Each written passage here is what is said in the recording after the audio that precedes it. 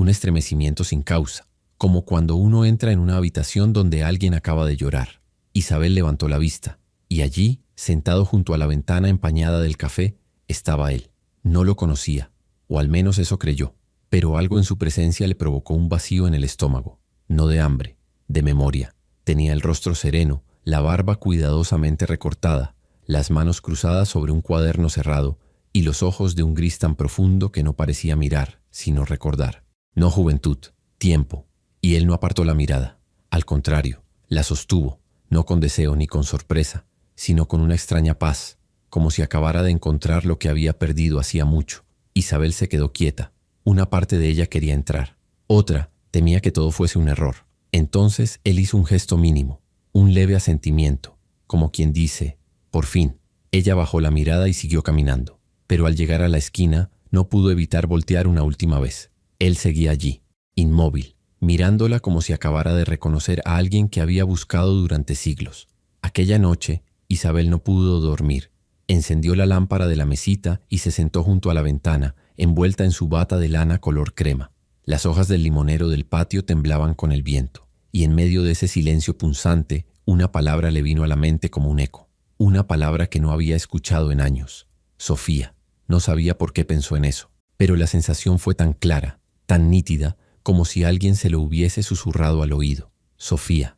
Un nombre que nadie usaba. Un nombre que solo había escuchado una vez siendo niña, cuando su abuela, en una de sus últimas tardes lúcidas, le dijo: «Ese será tu verdadero nombre, cuando el alma despierte». Isabel pensó que era un delirio, la memoria de una anciana confundida, pero esa noche no pudo sacarlo de la cabeza. Se acostó tarde con el corazón inquieto, y entre los pliegues de las sábanas frías volvió a soñar con él, no con el hombre del café, sino con él, el de sus sueños, el de siempre, el que nunca tenía rostro, pero esta vez lo tuvo. Era un sueño sin tiempo. Estaban en un jardín antiguo, rodeados de lirios blancos que respiraban con el viento. La luz era dorada, como si todo ocurriese en la hora exacta entre el día y la noche. Ella llevaba un vestido largo, de lino claro, y caminaba descalza sobre la hierba húmeda. Él la miraba desde un banco de piedra, con un libro abierto entre las manos. No hablaban, pero no era necesario. Había una ternura antigua en sus ojos, una promesa sin palabras, y mientras ella se acercaba sintió como si hubiera vivido ese momento antes. No una, sino muchas veces, con pequeñas variaciones, con la misma esencia. Él cerró el libro lentamente, y en el silencio que siguió, Isabel despertó. Tenía los ojos húmedos, pero no lloraba de tristeza. Era esa extraña mezcla de nostalgia y certeza, como si algo que siempre había buscado la hubiera encontrado primero. La casa de Isabel estaba en una calle silenciosa, donde las hojas caídas no eran barridas por nadie, y los gatos caminaban con la autoridad de quien conoce los secretos del barrio. Era una vivienda estrecha, de muros gruesos y ventanas de madera. No tenía lujos, pero todo allí estaba impecablemente cuidado. La loza ordenada por tamaños, las plantas regadas en su justo horario, y un paño de encaje que cubría la mesa como si alguien importante fuera a visitarla cada tarde, aunque nadie lo hiciera desde hacía años. El reloj de péndulo marcaba cada hora como un corazón que aún insiste. A las 7 en punto, ella encendía la lámpara de pie del rincón y se sentaba a leer. No leía novelas, prefería cartas viejas, recortes de periódico, postales encontradas en librerías de segunda mano. Le gustaban las palabras que no eran para ella, pero que parecían hablarle igual. Isabel no era viuda, nunca se casó. Tuvo pretendientes, claro, pero todos buscaban algo que ella no estaba dispuesta a entregar a cambio de compañía: su esencia. Cuando era más joven, escuchaba con frecuencia: «Eres demasiado intensa, piensas mucho, no tienes esa chispa», y aunque dolía, nunca lo discutía. Prefería retirarse en silencio antes que forzar una versión de sí misma que no la representara. Tenía una amiga, Teresa, que la visitaba una vez al mes. Tomaban té y hablaban de cosas pequeñas: las flores del jardín, los gatos del barrio, las lluvias que vendrían. «¿Nunca pensaste en irte de aquí?», preguntó Teresa un día. Isabel se encogió de hombros. ¿A dónde iría una mujer como yo? Donde quiera que vaya, seguiría siendo demasiado vieja para empezar, y demasiado joven para rendirme. Teresa la miró con una mezcla de tristeza y admiración. «Es que a veces pienso que estás esperando algo», dijo. «No algo», respondió Isabel. «Alguien». Sus días eran simples. Iba al mercado los martes, al café los viernes y a la iglesia los domingos. Aunque ya no creyera en todo lo que se decía allí, prefería orar en silencio. No pedía cosas, solo agradecía por seguir sintiendo. porque aún en medio de la soledad Isabel sabía algo que muchas habían olvidado. Estar sola no siempre es estar vacía. A veces escribía en un cuaderno, no poesía, no diarios. Escribía pensamientos sueltos, escenas que soñaba, frases que no sabía de dónde venían, como aquella que anotó justo el día después de ver al hombre en el café. Me llamó Sofía, y lo creí. Cerró el cuaderno, lo envolvió con una cinta y lo guardó debajo de la almohada, no para esconderlo, sino para protegerlo. Tenía un rincón favorito en su casa, un sillón frente a la ventana que daba al limonero. Allí pasaba las tardes con una manta tibia y un té de canela. Observaba el mundo sin moverse. Veía a los niños crecer, a los árboles mudar sus hojas, a los enamorados cambiar de pareja y a las mismas ancianas rezar las mismas oraciones. Y aún así, ella permanecía, no porque no pudiera cambiar, sino porque nunca sintió que el mundo tuviera un lugar para ella tal como era. Guardaba en una caja de madera objetos que no parecían tener valor, pero que para ella lo eran todo. Una carta sin firma, escrita con tinta azul que decía: si algún día sientes que no perteneces aquí, es porque ya perteneciste en otro tiempo. Un pasador antiguo con una inscripción en griego que nunca logró traducir. Un pañuelo bordado con flores que no existen en esta tierra. Y una pluma blanca que encontró en su almohada la noche en que soñó con una niña que le decía madre. A veces, al despertar, tenía la sensación de que alguien la había abrazado en sueños. Y por un instante se sentía llena, llenísima, como si hubiera regresado de algún lugar donde el alma había descansado. Luego el día comenzaba, y esa plenitud se deshacía, como la niebla bajo el sol. No era infeliz, pero llevaba un silencio largo a cuestas. No uno que pesa, sino uno que resuena. Un silencio que acompaña, que observa con ella, que le recuerda que hay cosas que no necesitan explicarse, porque se sienten.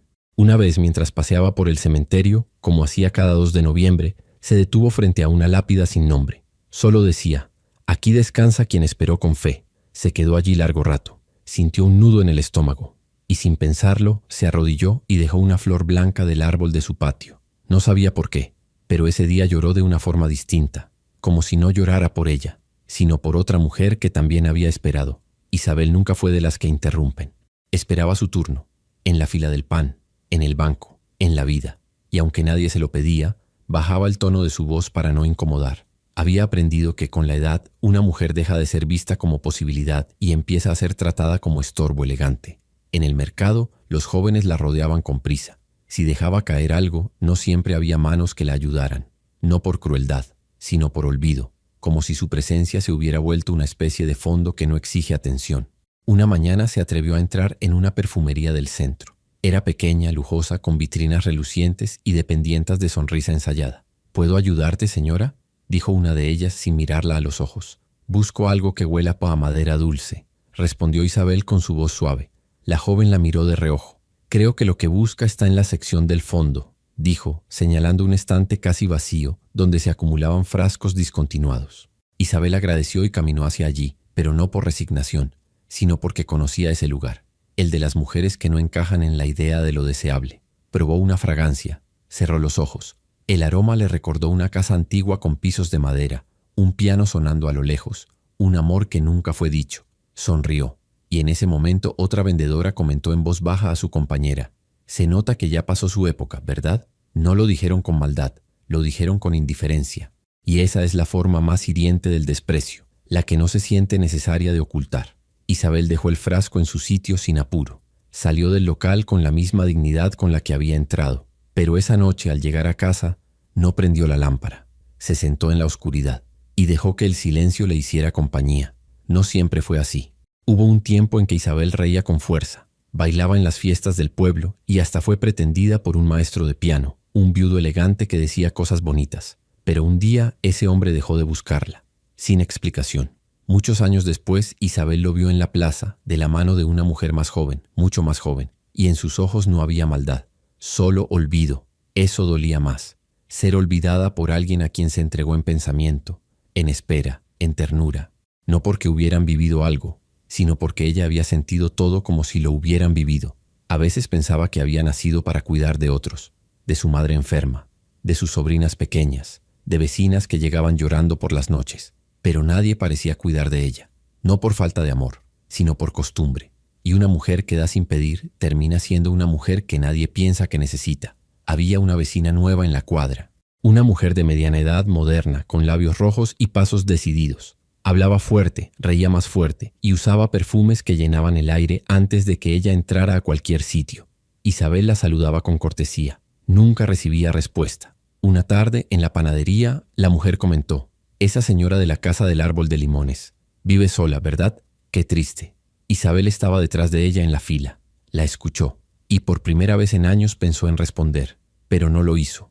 No porque le faltaran palabras, sino porque entendía que hay cosas que no se explican a quienes no saben mirar más allá de la superficie. Una tarde de verano, la parroquia del barrio organizó una actividad de voluntariado con mujeres mayores. Isabel se inscribió.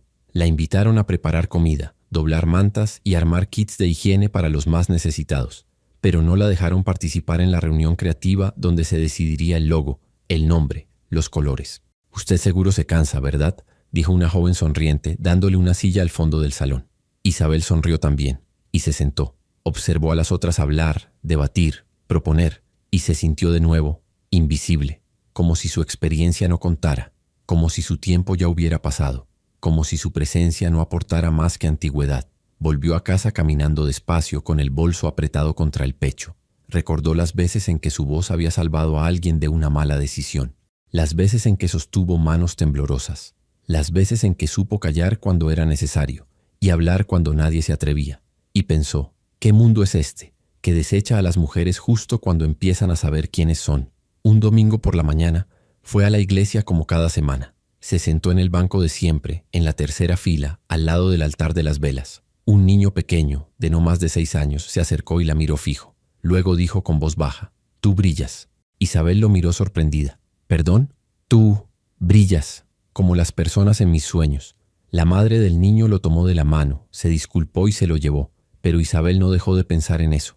Durante días, durante noches. Quizás no todos los ojos eran ciegos. Quizás había una verdad que solo algunos podían ver. El café de la esquina no era el más bonito del barrio, pero tenía algo que Isabel amaba: ventanas grandes, sillas de madera que crujían con honestidad y una atmósfera en la que el tiempo no corría, caminaba. Siempre elegía la mesa del fondo, junto al estante de libros viejos, donde el mozo sabía que debía servirle té de jazmín sin azúcar y nadie interrumpía su silencio. Aquel espacio con aroma a pan y recuerdos era su pequeño refugio. Sin embargo, esa rutina de paz suspendida se alteró el día en que él apareció por segunda vez. No lo había notado antes, o quizás sí, pero no con el alma. Era un hombre de barba recortada, gesto calmo y ojos de un gris que no parecía mirar, parecía recordar. Se sentaba siempre en la mesa diagonal a la suya, con un libro de tapas oscuras que hojeaba como si ya conociera sus palabras. No había nada escandaloso en su presencia, ninguna excentricidad. Era justamente su calma lo que inquietaba, su forma de estar allí como si hubiese estado esperándola. Durante las primeras semanas intercambiaron solo miradas corteses. Isabel bajaba los ojos con timidez, pero no podía evitar volver a alzarlos para encontrarse con los de él, que ya se habían vuelto familiares. El mozo no pareció notar nada distinto, ni siquiera cuando un día, sin mediar palabra, el hombre dejó caer una pequeña flor de pétalos lavanda junto a la taza de ella. No había jarrones cerca, ni árboles floridos por donde colarse. Isabel recogió la flor con la lentitud que se reserva para los gestos irrepetibles. La olió, reconoció en su perfume la infancia, el jardín de su abuela, los días en que creía en cosas que no sabía explicar. Cuando levantó la vista, él solo asintió suavemente, como si aquella flor no fuera un presente, sino una contraseña. Desde entonces, cada encuentro en el café parecía estar escrito. Él no hablaba, ella tampoco, pero los silencios entre ambos no pesaban, vibraban. Julián, como descubrió después que se llamaba, tenía el hábito de dejar cosas: una pluma blanca, una servilleta con una palabra subrayada en un libro abierto, un recorte de poema escrito en tinta azul, todo con un aire de déjà vu, de algo que no se da por primera vez. Una tarde lluviosa, Isabel decidió no ir al café.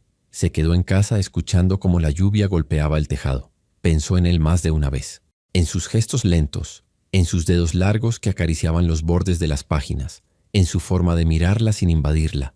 Encendió una vela y se sentó a escribir en su cuaderno, pero no escribió nada. No tenía palabras que pudieran nombrar lo que aún no entendía. Fue entonces cuando escuchó el golpecito. Al abrir la puerta no encontró a nadie. Solo una pequeña caja de madera sobre el umbral, sin tarjeta ni remitente. La llevó a la mesa, la abrió con el cuidado con que se abren las reliquias. Dentro, un pañuelo bordado con las iniciales SR, un recorte de periódico con fecha de 1928 y una fotografía amarillenta. La imagen mostraba a una mujer increíblemente parecida a ella, sentada junto a un hombre de barba recortada frente a una biblioteca antigua. La nota decía: la escritora Sofía Rivas y su prometido Julián L. Velarde inauguran su biblioteca personal. Isabel se quedó inmóvil. Sentía que el corazón no le latía dentro del pecho, sino en otro tiempo. Tomó la foto con ambas manos, acarició los bordes gastados, leyó de nuevo los nombres. Sofía, Julián. Algo dentro de ella se partió, o quizás se unió, porque al leer ese nombre Sofía no se sintió extraña, se sintió llamada, como si finalmente alguien hubiera dicho su verdadero nombre, ese que su abuela le había susurrado una vez en su lecho de muerte. Cuando tu alma despierte recordarás cómo te llamabas antes. Cerró los ojos. No lloró de tristeza.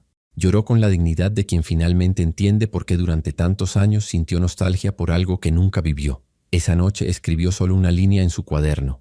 No lo inventé, lo recordé. Lo que una vez fuimos aún nos sigue llamando.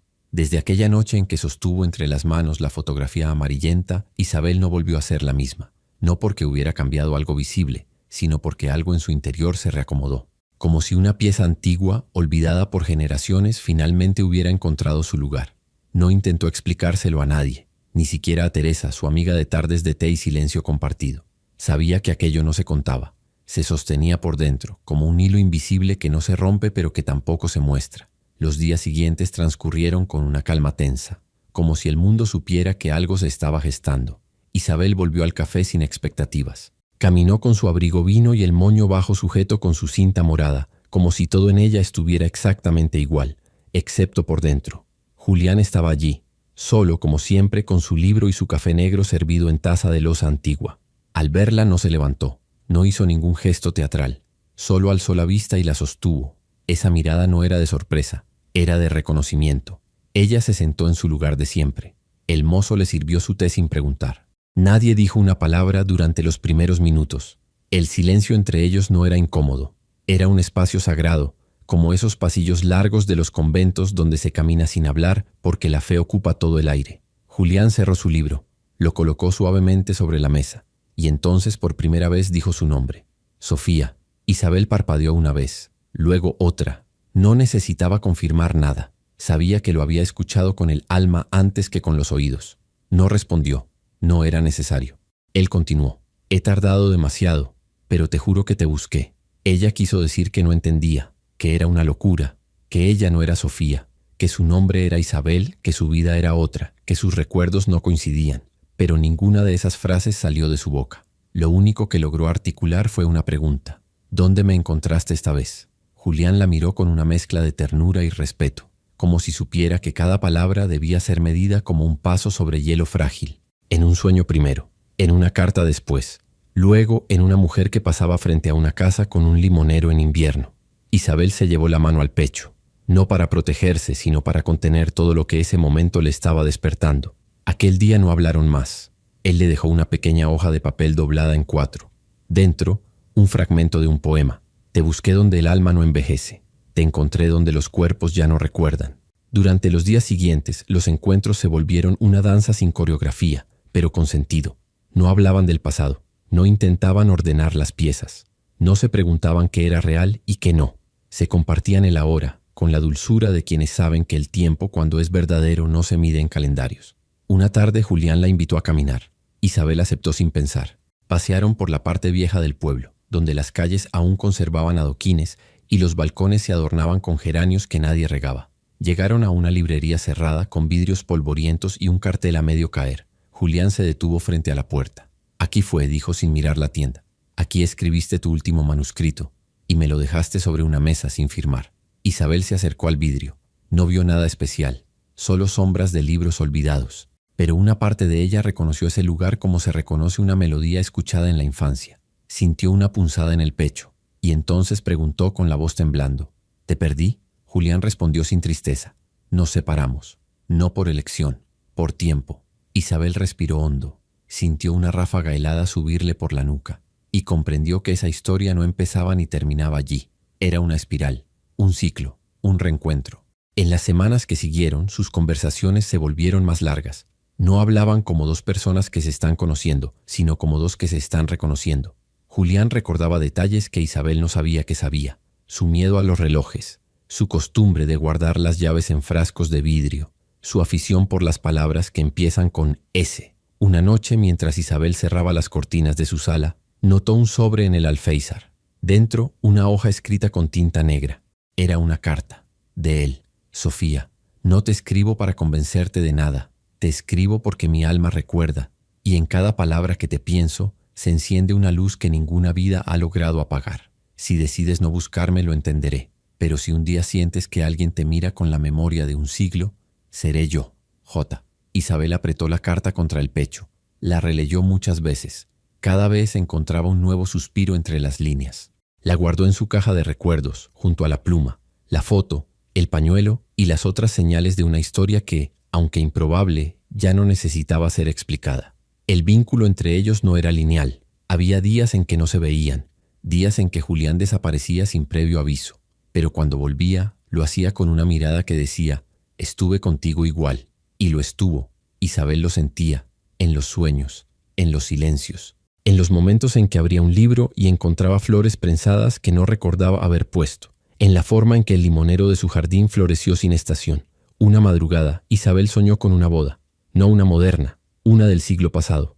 Había música de cuerdas, pétalos cayendo desde un balcón y un vestido de encaje que se ceñía a un cuerpo que no era exactamente el suyo, pero que se sentía como casa. Julián estaba allí, la tomaba de la mano y decía, esta vez no me voy sin ti. Despertó llorando, no de tristeza, de certeza, porque algo en su corazón sabía que ese sueño no era una fantasía, era una promesa suspendida. La historia entre Isabel y Julián se tejía con hilos tan sutiles que casi nadie los notaba. Pero todo lo que es verdadero, tarde o temprano, perturba lo falso. Al principio las miradas eran apenas curiosas. Unos vecinos comentaban con discreción creyendo que ella no los escuchaba. ¿Viste con quién anda últimamente la señora de la casa del limonero? Dicen que él es un forastero, que ni del pueblo es. Raro, ¿no? A esa edad, ¿qué buscan? Isabel fingía no oír.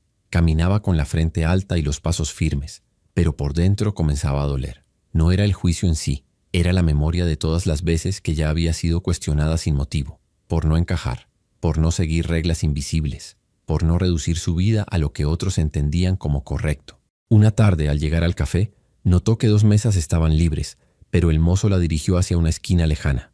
Allí no entraba el sol, allí no se veía la puerta, allí sintió lo que no sentía hacía años, relegada. Julián llegó minutos después, se acercó a su mesa y antes de sentarse miró al mozo con una calma firme. Nos gustaría la mesa de siempre, dijo. El joven vaciló, pero no discutió. Cambiaron de sitio. Nadie en el café los saludó. El aire se había vuelto distinto, como si esa ternura entre ellos molestara a quienes jamás supieron sostenerla. Isabel bebió su té en silencio. Julián la observaba. Notó su gesto tenso, la forma en que sus manos jugaban con el borde de la taza. ¿Quieres que nos vayamos?, preguntó. Ella negó con la cabeza. No, quiero quedarme. Quiero que me vean. Era la primera vez que Isabel decía algo así, que deseaba ser vista, no por validación, sino por justicia, porque por fin había algo, alguien que no quería esconder. Sin embargo, el mundo no da tregua a los que aman diferente. Un día Teresa, su amiga de siempre, fue a visitarla sin previo aviso. Entró con el mismo abrigo azul que usaba en los inviernos desde hacía décadas y la mirada seria de quien ha escuchado algo que no le gustó. Me dijeron que te están viendo con un hombre, dijo, dejando la bolsa del pan sobre la mesa. Isabel, tranquila, sirvió el té como siempre. Sí, se llama Julián. Teresa apretó los labios. ¿Y quién es? ¿Qué quiere? No lo sé del todo, pero tampoco necesito saberlo todo para saber lo que siento. ¿Y qué sientes? Isabel respiró hondo antes de responder. Paz. Teresa guardó silencio por unos segundos. Luego se levantó. Solo cuídate, Isabel. A veces, las ilusiones a esta edad nos duelen más. No hubo discusión, no hubo gritos, solo un silencio espeso que quedó flotando entre los muros de la casa como una neblina emocional. Esa noche, Isabel no encendió la lámpara. Se quedó en la penumbra, con el cuaderno entre las manos. No escribió, no leía, solo pensaba. ¿Y si todo esto era un delirio? ¿Y si lo había inventado con los retazos de un deseo antiguo? ¿Y si estaba cometiendo el error de amar demasiado tarde? Pero entonces el viento abrió la ventana. Una hoja seca entró flotando. Al recogerla, notó algo extraño. Tenía escrita una palabra, a mano, con letra conocida. Sofía, era suficiente. La duda desapareció, porque no había lógica que explicara aquello, pero tampoco la necesitaba. Algunas almas no viven para entender, viven para recordar. Al día siguiente Julián no apareció, ni al siguiente. Isabel volvió a sentir ese vacío antiguo que duele sin razón. Pasó por los lugares donde lo habían visto juntos, la librería abandonada, la plaza donde él le había recitado un verso, la esquina donde una vez le sostuvo la mano cuando tropezó. Nada, nadie. Pensó en buscarlo. ¿Pero dónde? ¿Cómo se busca a alguien que parece no pertenecer del todo a este mundo? Una semana después, al regresar del mercado, encontró una carta bajo la puerta. El sobre era color marfil, con tinta color sepia.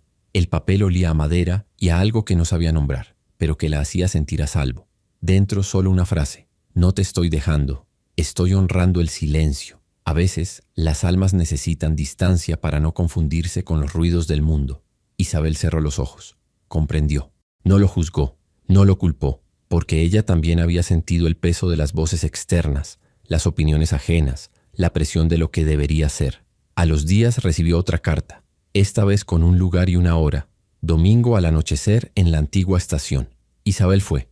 Se puso su mejor abrigo, no por coquetería, sino como acto de respeto, como si se preparara para entrar en un templo. Al llegar, la estación estaba vacía, iluminada por la luz dorada del crepúsculo. Y allí, al fondo, sentado en el banco de madera, estaba él. No hablaron al principio, solo se miraron, largo, profundo, con todo lo que no habían podido decir frente al mundo. Entonces Julián se levantó, se acercó y sin pedir permiso tomó la mano de Isabel. ¿Aún quieres que me vean contigo? Isabel respondió sin dudar. Quiero que el mundo sepa que aún hay mujeres que aman con el alma y que no han pedido permiso para hacerlo. Julián la abrazó, no como quien consuela, sino como quien reconoce. Y en ese abrazo Isabel supo que todo juicio había perdido poder, porque el amor, cuando es limpio y sin miedo, no necesita explicaciones, solo espacio para ser. El abrazo en la vieja estación no fue largo, pero dejó en Isabel la sensación de haber cruzado una puerta invisible. No era un gesto romántico en el sentido convencional, fue un acto sagrado, como si al tocarse sellaran un pacto antiguo que había quedado inconcluso en otro tiempo. Desde ese día, algo cambió. No en ellos, porque en el fondo siempre habían estado enteros, sino en el entorno. El aire alrededor de Isabel parecía menos denso, como si ella misma se hubiese aligerado al dejar de luchar contra lo que era. Se permitía caminar más lento, mirar más alto, sonreír sin motivo. Julián volvió a frecuentar su casa no como un invitado, sino como alguien que ya conocía ese espacio con los ojos cerrados. Reconocía las esquinas, sabía dónde chirriaban los pisos. Recordaba el ruido exacto que hacía la ventana al cerrarse. Se sentaban juntos por las tardes, a leer, a observar el limonero, a hablar poco. Isabel descubrió que el amor no siempre llega con fuegos artificiales. A veces se parece más a una calma honda, a una presencia que no interrumpe, pero sostiene. Una tarde Julián la miró largo rato y dijo: «Me encantaría presentarte en la biblioteca». «¿Cuál bibliotecas?», preguntó Isabel. «La del centro. Me han ofrecido una charla sobre autores olvidados del siglo XX. Y tú eres uno de ellos». Ella se rió pensando que era una broma, pero él hablaba en serio. Había encontrado, en un archivo antiguo, relatos firmados por Sofía Rivas, una escritora con el mismo rostro que Isabel, con la misma voz en sus palabras, con los mismos silencios entre líneas. «Quiero que vengas conmigo», insistió Julián, no para demostrar nada, solo para estar. Isabel dudó, no por inseguridad, sino porque durante tantos años había aprendido a ser invisible que exponerse ahora le parecía un acto radical, pero aceptó. No por él, por ella, por la mujer que había sido ignorada, malinterpretada, rechazada, por la niña que fue silenciada, por la alma que llevaba décadas esperando ser nombrada. La biblioteca estaba llena, no por ellos, claro. Era parte de un ciclo de charlas culturales que atraía a los mismos rostros de siempre: profesores jubilados, estudiantes curiosos, señoras de sombrero y perfume intenso. Isabel se sentó en la segunda fila, con las manos entrelazadas sobre el regazo. Julián subió al estrado con naturalidad. Habló sobre autores anónimos, sobre voces perdidas en el tiempo, sobre mujeres que escribieron desde la sombra. Y entonces mostró una imagen proyectada en la pantalla, la foto antigua, la misma de 1928. Sofía y Julián sentados frente a una biblioteca. La sala enmudeció. «Esta mujer», dijo él, «vivió en un tiempo que no estaba listo para ella. Su nombre desapareció de los registros, pero sus palabras permanecen. Las encontramos, las transcribimos y hoy podemos leerlas. A veces el alma deja huellas que ni el olvido puede borrar. Isabel sintió como su cuerpo temblaba suavemente, no de miedo, de plenitud, como si cada célula de su ser dijera sí. Al final de la charla, varias personas se acercaron. Una mujer mayor la tomó de la mano y le dijo: «Yo la recuerdo. Mi abuela tenía un libro suyo. Siempre decía que esa escritora escribía como si rezara». Isabel sonrió. No necesitaba más confirmación que esa. La verdad ya no dolía. Ahora acariciaba. Días después, una periodista local pidió entrevistar a Julián sobre el hallazgo. Él aceptó con una condición: que Isabel estuviera presente. La entrevista fue sencilla. Preguntas sobre el descubrimiento, sobre la importancia de recuperar voces femeninas, sobre la conexión entre pasado y presente. En un momento la periodista preguntó: «¿Y usted, señora Isabel, qué siente al escuchar todo esto?». Ella pensó un momento. Luego respondió: «Siento que ya no me duele el silencio». Fue la frase que usaron como título de la nota: «Ya no me duele el silencio». Y así, sin buscarlo, Isabel se convirtió en símbolo, no de fama, no de escándalo, de redención, de dignidad, de esa belleza callada que tantas mujeres llevan por dentro y que el mundo nunca supo cómo nombrar. En el pueblo, las miradas cambiaron. Algunas seguían siendo prejuiciosas, pero otras nuevas se abrían con respeto. Mujeres de distintas edades empezaron a saludarla con una sonrisa, a dejar flores en su verja, a pedirle que les leyera una de esas cartas antiguas que guardaba con tanto cuidado. Teresa volvió una tarde, con una bolsa de pan caliente y un gesto de disculpa en la mirada. «Perdóname por dudar», dijo. «A veces una envejece también en la manera de mirar». Isabel la abrazó, porque la ternura no guarda rencores, solo memorias. El otoño llegó sin aviso, como suelen llegar las estaciones del alma. Las hojas del limonero comenzaron a caer antes de tiempo, como si quisieran desnudarse también. Isabel no lo sintió como una pérdida, sino como un suspiro, como si todo lo vivido quisiera quedarse en el aire unos días más antes de descansar en la tierra. Julián pasaba más tiempo con ella. A veces cocinaban juntos, otras simplemente escuchaban música antigua en un viejo tocadiscos que ella creía olvidado. No necesitaban grandes planes. Habían entendido que el amor verdadero no pide ruido, solo espacio para ser. Se acompañaban con la delicadeza de quienes ya no tienen que demostrarse nada, solo sostenerse. Una tarde Julián entró a la casa con una caja entre las manos. No dijo nada, la colocó sobre la mesa y la abrió frente a ella. Dentro había papeles cuidadosamente ordenados, cubiertos de letras familiares.